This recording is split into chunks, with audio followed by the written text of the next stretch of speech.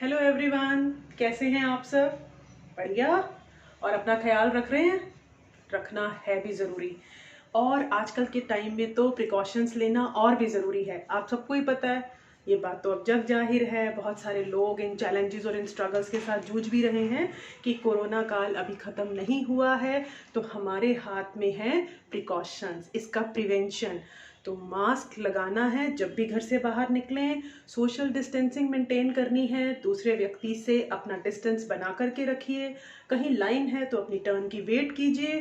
And the third, the most important thing is कि थोड़े थोड़े टाइम के बाद अपने हाथों को साबुन से धोते रहिए।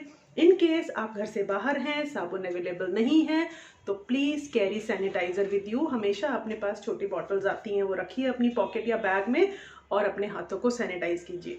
बहुत सारी जगहों पर, बैंक्स में, इवन शॉप्स में आपको सैनिटाइज़र उस शॉप पे, बैंक पे मिलेंगे। वहाँ भी वो सारा अरेंजमेंट करके रखते हैं। सो जब भी आप एंटर करें, जब भी बाहर निकलें, तो सैनिटाइज़र से ज़रूर अपने हाथों को रब कर लें।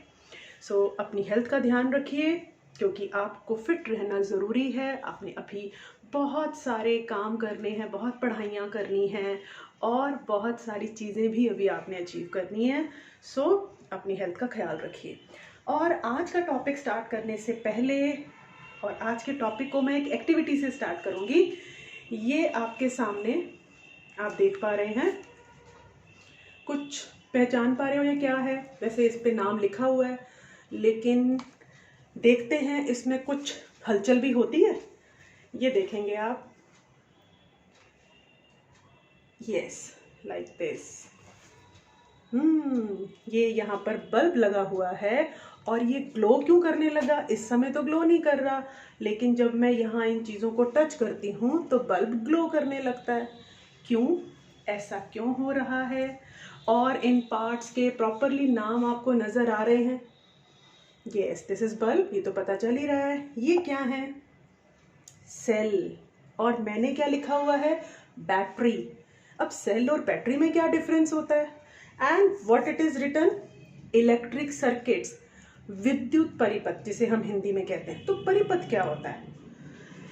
यहाँ हम इस सेल को मैं निकाल सकती हूँ। मैंने कुछ ऐसा अरेंजमेंट किया था कि मेरा एक सेल अलग हो गया।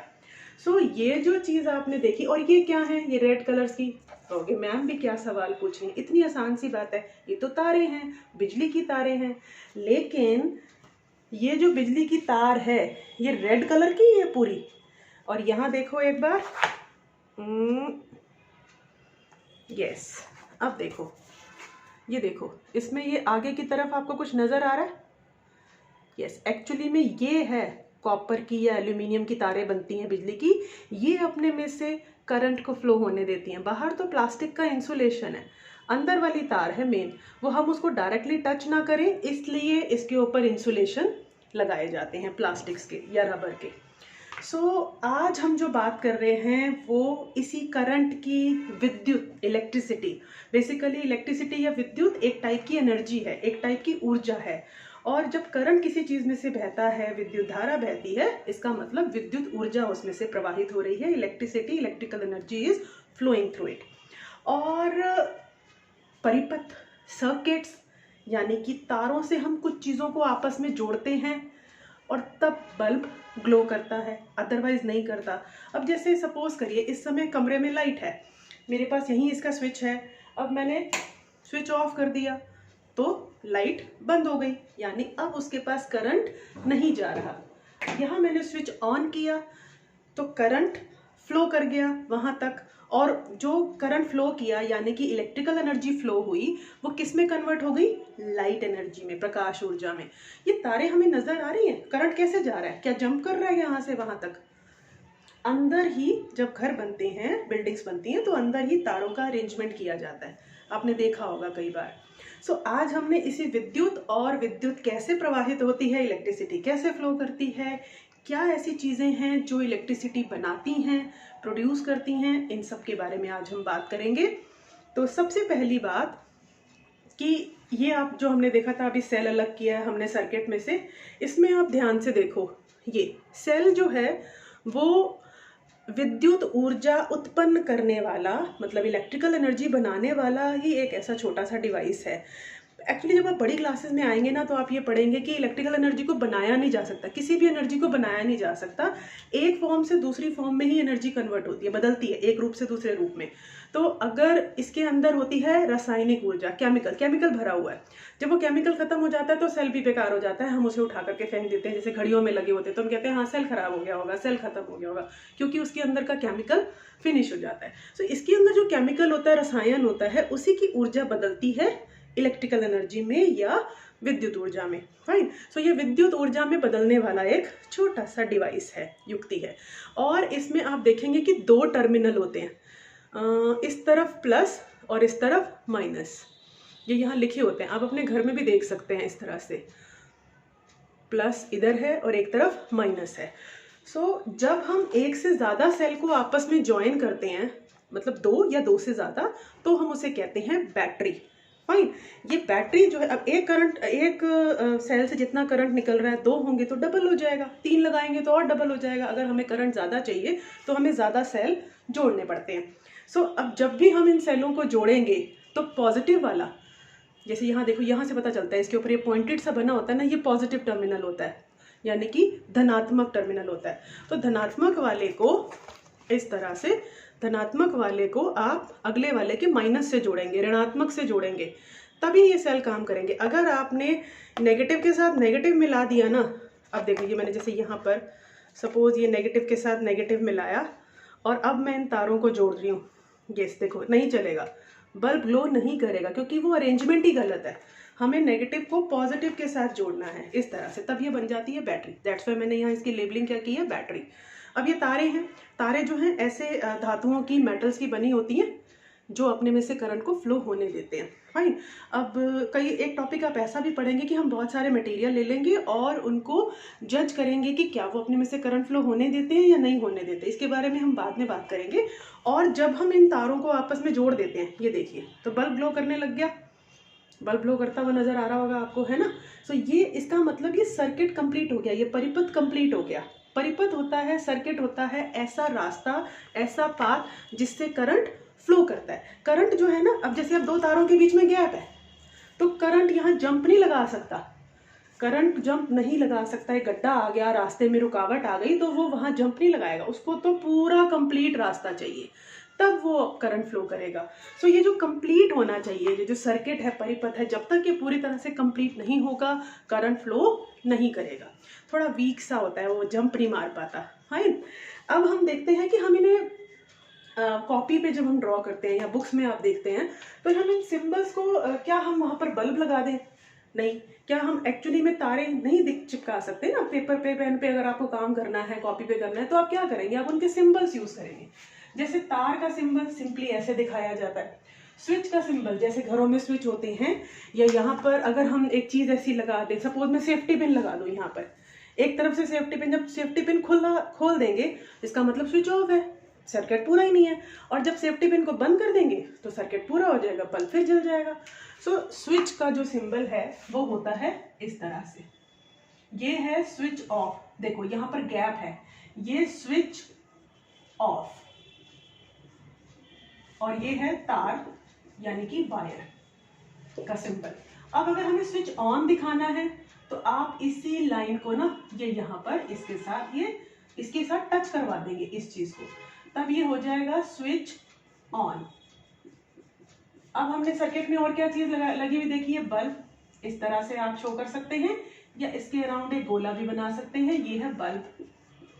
हिंदी इंग्लिश दोनों में इसे बल्ब कहेंगे। और अगर आप इसे ऐसे ऐसे दिखा देते हैं, इसका मतलब बल्ब ग्लो कर रहा है, बल्ब उस समय पर जल रहा है। और एक सिंबल होता है आपका सेल, तो एक बड़ी लाइन, एक छोटी लाइन। बड़ी वाली लाइन इसका पॉजिटिव टर्मिनल दिखाती है, जैसे मैंने आपको बताया था कि एक तरफ जहां ये नोक से निकली होती है ये पॉजिटिव होता है, और जो दूसरा छोटे वाली लाइन से दर्शाया जाता है वो इधर फ्लैट वाला हिस्सा, that is minus terminal, negative terminal. और इस तरह से ये जोड़ देंगे यहाँ पर, ये बन गया सेल।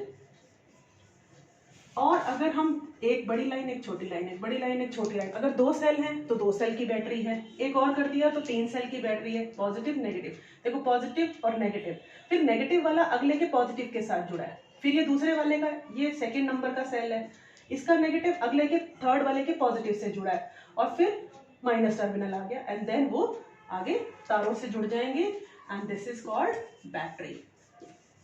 बैटरी, फाइन, ये सिंबल्स आपको समझ आए। दूसरी बात कि पॉजिटिव और नेगेटिव टर्मिनल सेल के, तो जो पॉजिटिव है इसे हम धनात्मक सिरा या पॉजिटिव को शॉर्ट में ऐसे भी लिख सकते हैं, पॉजिटिव टर्मिनल कहते हैं। इसी तरह से जो नेगेटिव वाला है वो नेगेटिव टर्मिनल हो गया, जैसे ये है, हिंदी में हम इसे बोल देंगे ऋणात्मक, ऋणात्मक सिरा। ठीक है, यहाँ छोटी सी स्पेलिंग ये गलत है, ऋणात्मक सिरा। तो ऋणात्मक सिरा, धनात्मक सिरा, पॉजिटिव टर्मिनल, नेगेटिव टर्मिनल, ये हो गया। अब हम बात करेंगे कुछ प्रिकॉशंस की। देखिए क्या होता है कि जब ये तारें जो हैं इनको कभी भी गीले हाथों से नहीं छूना चाहिए। ये तो चलो अभी छोटा सा सेल या बैटरी लगी है तो बहुत ज़्यादा करंट नहीं दे रही है, लेकिन जो हमारे घरों में तारे होते हैं, कई बार क्या होता है बोर्ड खुला हुआ है या नया घर बन रहा है, बिल्डिंग बन रही है, तो बहुत बार तारे जो हैं वो नेकेड होती हैं, ओपन होती हैं। सो हमें उन्हें कभी भी गीले हाथों से नहीं छूना चाहिए। वो shouldn't touch them with an wet hand, क्योंकि जो पानी लगा होता है ना वो इलेक्ट्रिसिटी का गुड कंडक्टर है, मतलब करंट को अपने में से फ्लो होने देता है, और हमारी बॉडी भी गुड कंडक्टर है, तो हमें करंट लग सकता है, हमें शॉक लग सकता है। सो नेकेड हाथों से भी हमें उसे नहीं छूना चाहिए, बिकॉज मैंने अभी बोला कि हमारी बॉडी भी एक गुड कंडक्टर है, हमारी बॉडी में से करंट फ्लो हो सकता है। आप लोगों में से कई लोगों ने कई बार करंट का झटका खाया भी होगा मुझे भी बहुत बार लग चुका है। सो खासकर बचपन में जब हमने मम्मी पापा की बात नहीं मानी और कभी ना कभी किसी तार को गलती से छू लिया, या एक लग रहा था कि हाँ यार छू के देखते हैं क्या होता है। सो इस तरह के खेल या इस तरह की शरारतें आपने बिल्कुल नहीं करनी है, फाइन। वो डेंजरस हो सकता है, बहुत ही ज़्यादा डेडली भी हो सकता है। दूसरी बात है जो खंबे पोल्स लगे होते हैं, है ना, बिजली के खंबे होते हैं हमारे घरों के बाहर, या कहीं पर बिजली जहाँ से आती है किसी एरिया में ट्रांसफार्मर्स होते हैं, तो ऐसी जगहों से तो बिल्कुल दूर रहना। ये नहीं कि खंबे का सहारा लेकर खड़े हो गए या हम उसके आसपास भी हैं, ये मोटी मोटी जो तारें होती हैं बिल्कुल इनसे दूर रहिए। और खासकर जब पतंग उड़ाते हैं बच्चे 15 अगस्त के आसपास, तो तारों से दूर रहना है। तारों में नहीं कि वहाँ खड़े होकर के पतंग उड़ा रहे हैं, अगर ऐसी कोई जगह है तो वहाँ बिल्कुल इस तरह का खेल नहीं खेलना है या कुछ भी ऐसा नहीं करना। इन चीज़ों से थोड़ा डरना ज़रूरी है, भाई। हमें इन चीज़ों के साथ बड़ी सावधानी से हमें इन चीज़ों को इस्तेमाल करना होता है। इवन कई बार क्या होता है बल्ब ख़राब हो गया तो हम उसको अभी देखने के लिए क्या करते हैं, इधर से स्विच ऑन है और हम लगे हुए ट्यूबलाइट या बल्ब को उतारने में या ठीक करने में, नहीं, पहले स्विच ऑफ करिए एंड देन उसकी रिपेयर करिए। इवन जो घर में बिजली की मरम्मत करने वाले आते हैं तो वो भी पहले बाहर का भी स्विच ऑफ करवा देते हैं, जो मेन स्विच होता है, कि हाँ पूरे घर की लाइट बंद कर दो तब, क्योंकि अगर काम करते करते कहीं भी आपने तार को छू लिया तो करंट लग सकता है और वो डेडली हो सकता है, जानलेवा भी हो सकता है। सो बिजली बहुत उपयोगी चीज़ है, बहुत यूज़फुल है, लेकिन थोड़ा हमें इससे डरना भी ज़रूरी है, फाइन। और आप तो बच्चे हैं, आप लोग खासकर इन चीज़ों से दूर रहेंगे। एक चीज़ और है आपकी, आपने देखा होगा इस तरह से पहले बल्ब चला करते थे, आजकल तो एलईडी बल्ब्स आ गए हैं। इसमें आप देखो ये जो बल्ब है इसमें आपको ये अंदर एक पतली सी तार दिख रही है किसी तरह से, ये देखो, हाँ ये तार दिख रही है अंदर, यहाँ पर अंदर इसके। एक्चुअली ये टंगस्टन नाम की धातु, टंगस्टन नाम की मेटल से बनी होती है और इसे हम बल्ब का फिलामेंट या बल्ब का तंतु कहते हैं। जब यहाँ से ये तारों से जुड़ा होता है, अपने होल्डर में लगा हुआ है, वो वहाँ से तारें जो हैं वो स्विच से जुड़ी हुई हैं, और जो स्विचेस हैं वो घर की मेन वायर से जुड़े होते हैं। तो जब इलेक्ट्रिसिटी आती है खंभों से, स्विच में आई, स्विच को जैसे ही आप ऑन करेंगे वो करंट इसकी तरफ जाएगा, इलेक्ट्रिकल एनर्जी जाएगी, और फिर इस जब तंतु से होकर के गुजरेगी तो ये गर्म होने लगता है। गर्म होने के बाद ये इसमें से लाइट एनर्जी प्रोड्यूस होने लग जाती है, प्रकाश रोशनी निकलने लग जाती है। और अगर आप हाथ लगा करके कभी देखें जब बहुत देर से बल्ब जल रहा हो तो वो गर्म भी होता है, यानी कि जो इलेक्ट्रिकल एनर्जी है, विद्युत ऊर्जा है, वो दो चीज़ों में बदल जाती है, एक तो ऊष्मा में, हीट में, और दूसरा करंट में, फाइन, मतलब कि विद्युत ऊर्जा में, इलेक्ट्रिकल एनर्जी में। और हम इसका किस चीज़ का इस्तेमाल करते हैं, इसकी लाइट एनर्जी का, हम इलेक्ट्रिकल एनर्जी को लाइट एनर्जी में कन्वर्ट कराते हैं, तो ये उसी चीज़ के लिए यूज़ होता है। एंड टंगस्टन नाम याद रखिएगा, ये कई बार एग्जाम में पूछ लिया जाता है। सो आज हम जो चीज़ यूज़ कर रहे थे, आज हम जिस चीज़ को डिस्कस कर रहे हैं वो है वर्कशीट 20, फाइन। अब हम इसके क्वेश्चन आंसर्स डिस्कस करेंगे। सबसे पहला क्वेश्चन है कि क्या विद्युत धारा का प्रवाह होगा, whether the current would flow, जब तारों के दो किनारों के बीच में दूरी है, ये तारों के दो किनारे हैं, इनके बीच में अगर डिस्टेंस है, गैप है, तो क्या करंट फ्लो करेगा, विद्युत धारा प्रवाहित होगी? No, never. क्यों नहीं होगी? अगर क्वेश्चन में ऐड कर दिया जाए वाई, तो आप क्या आंसर लिखेंगे? सोचिए, तारों के बीच में गैप है, क्या आंसर लिखोगे? सोचो सोचो सोचो। कुछ बच्चे ठीक सोच रहे हैं, कुछ बच्चे पता नहीं क्या बोला था, नहीं समझ आया। दोबारा देख लेना वीडियो, दोबारा समझ आ जाएगा। खैर anyway, I am going to tell you the answer कि जब गैप होता है तो परिपथ पूरा नहीं होता। Electric circuit is not complete in that situation. So if the circuit is not complete, अगर परिपथ पूरा नहीं है तो करंट फ्लो नहीं करेगा, क्योंकि परिपथ कंप्लीट नहीं है, पूरा नहीं है, सर्किट इज नॉट कंप्लीट। ये बात ध्यान रख लो, गांठ बांध लो कि करंट तभी फ्लो करेगा जब सर्किट कंप्लीट है। फाइन। क्वेश्चन नंबर 2 से पहले 3 वाला करते हैं। सेल के 2 सिरों के नाम बताइए। तो सेल के 2 सिरे हैं, जो पॉइंटेड वाला हिस्सा है that is called positive terminal या धनात्मक सिरा, और जो नेगेटिव वाला दूसरा फ्लैट वाला है दैट इज कॉल्ड ऋणात्मक सिरा या नेगेटिव टर्मिनल। फाइन। अब हम देखते हैं कि किन वस्तुओं में से, क्वेश्चन नंबर 2 है, किन वस्तुओं में से विद्युत ऊर्जा का प्रयोग होता है। निम्नलिखित किन वस्तुओं में विद्युत ऊर्जा का प्रयोग होता है। कुछ चीज़ों के नाम दिए हुए, कुछ आइटम्स के, हमें ये बताना है कि इनमें से इलेक्ट्रिकल एनर्जी का यूज़ किस में होता है। पंखा इलेक्ट्रिकल एनर्जी का यूज़ करता है? बिना करंट के, बिना इलेक्ट्रिसिटी दिए आप इसे चला सकते हैं?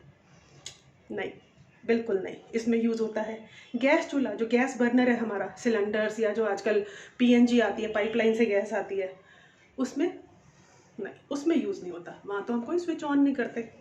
वॉशिंग मशीन भी बिजली से चलती है, तो यहाँ भी विद्युत ऊर्जा का प्रयोग होता है। टेलीविज़न का भी आप प्लग लगाते हो, स्विच ऑन करते हो, तब ये चलना शुरू होता है, यहाँ भी यूज़ हो रहा है इलेक्ट्रिकल एनर्जी का। बुक में क्या होना है? बुक नहीं पढ़ सकते बिना इलेक्ट्रिसिटी के, बिना स्विच ऑन किए, सिर्फ दिमाग का स्विच ऑन करना है, ठीक है? वो वाला नहीं करना। कौन सा वाला? इलेक्ट्रिकल एनर्जी वाला। कंप्यूटर, यस, कंप्यूटर में भी विद्युत ऊर्जा यूज होती है। टॉर्च, मोबाइल में भी टॉर्च आती है आजकल, आती है ना? टॉर्च में नहीं होता यूज़, क्योंकि उसमें अंदर ही सेल लगे हुए होते हैं। फाइन। और फ्रिज, हाँ, नहीं, टॉर्च में होगा यूज़, क्योंकि अंदर सेल लगा हुआ है। भले ये तारों वाली बिजली जो घरों में आती है खंभों से, वो वाली यूज़ नहीं हो रही, लेकिन सेल तो इलेक्ट्रिकल एनर्जी बना रहा है ना, तो टॉर्च में होता है। I was wrong, sorry. Fridge में भी आप प्लग लगाते हो, उसका स्विच ऑन करते हो, तब चलता है वो, तभी ठंडा रखता है, ठीक है? So this was about question answers of worksheet 20। Worksheet 20 के लिंक मैं वीडियो के डिस्क्रिप्शन बॉक्स में हर बार की तरह शेयर कर दूंगी, दोनों हिंदी और इंग्लिश मीडियम में। सो ये चैप्टर बहुत इंटरेस्टिंग होने वाला है, और आने वाले टाइम में आप बहुत सारी और इंटरेस्टिंग फिनोमिनन जानेंगे, बहुत सारी इंटरेस्टिंग एक्टिविटीज़ हम करेंगे। सो तब तक अपना इंटरेस्ट मत लूज करना। स्टडीज़ बहुत इम्पॉर्टेंट हैं, स्टडीज़ बहुत अच्छी हैं, अच्छे बच्चे बनो, अच्छी तरह पढ़ाई करो, खेलो कूदो भी, और सबसे बड़ी बात, अपनी हेल्थ का ज़रूर ध्यान रखना। फाइन। जो आपको बातें बताई गई हैं उनको ज़रूर फॉलो करना। सो मिलते हैं नेक्स्ट वर्कशीट के साथ नेक्स्ट वीडियो में। Bye bye.